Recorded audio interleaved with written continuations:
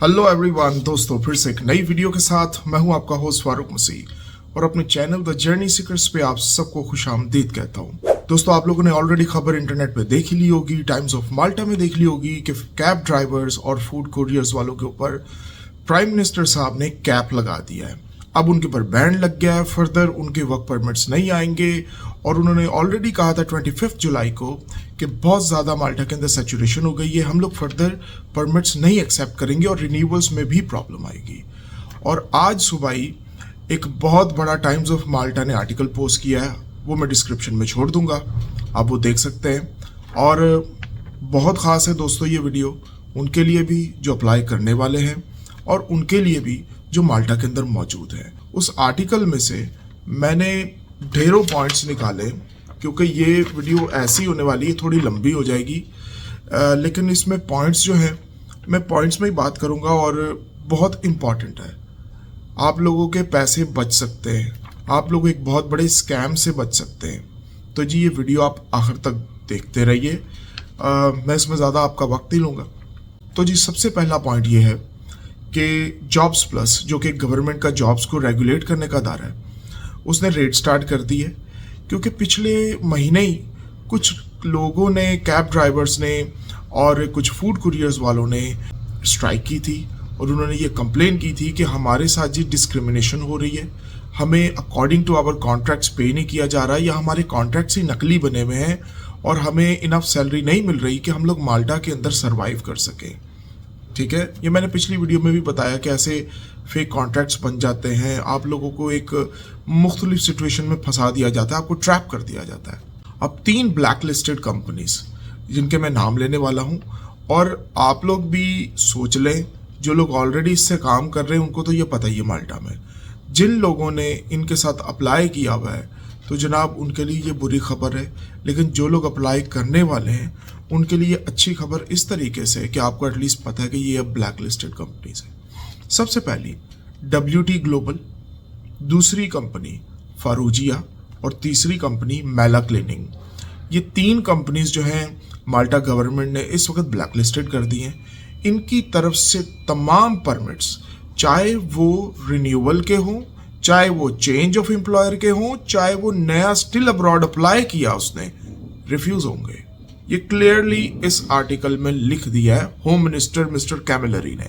ठीक है जी, फिर से बता दूं, चाहे वो रिन्यू करने जा रहा है, चाहे वो बाहर से अभी नया फर्स्ट टाइम अप्लाई कर रहा है, चाहे वो इन एम्प्लॉयर से चेंज करने जा रहा है, तीनों सूरत में उस बंदे को कोई रास्ता नहीं मिलेगा। सबसे पहली चीज़ तो ये आप अपने दिमाग में रख लें।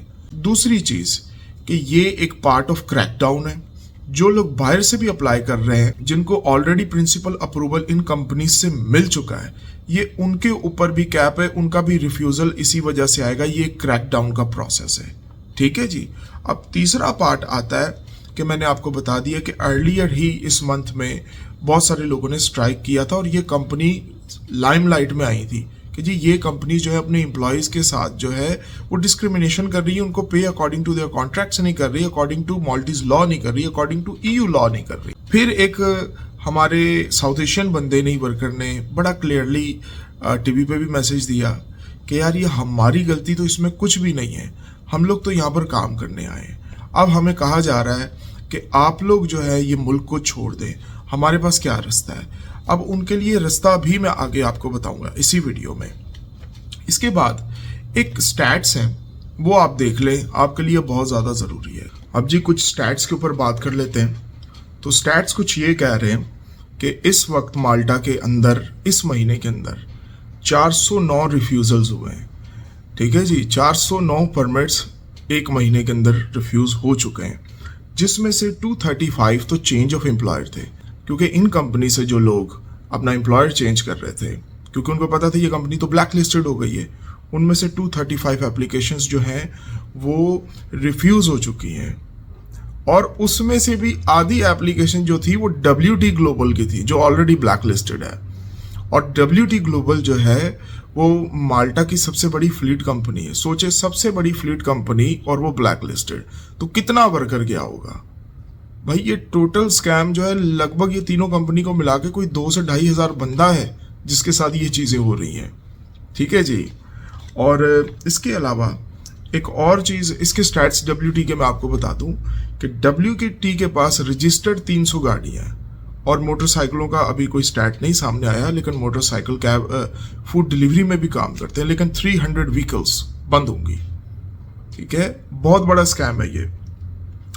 और इसकी वजह से एम्प्लॉयज़ जो है वो ट्रैप हो गए, क्योंकि माल्टा के अंदर जो है लॉ कुछ इस तरीके से है कि आप लोगों को आपका एम्प्लॉयर का नाम आपके कार्ड के ऊपर होता है, आप आज़ाद काम नहीं कर सकते, आपको अपने एम्प्लॉयर के साथ ही काम करना है और उसकी इजाज़त से ही अपनी कंपनी चेंज करनी है।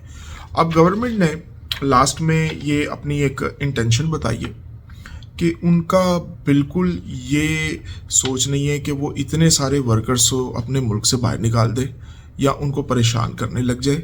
अब जो लोगों के साथ ये स्कैम हो गया है, ये उनके बारे में बात हो रही है। अब जो मुल्क से बाहर से इन कंपनीज के थ्रू आ रहे हैं, जनाब आपका रिफ्यूज़ल होगा। ये अकॉर्डिंग टू माल्टा गवर्नमेंट है, आपका रिफ्यूज़ल होगा।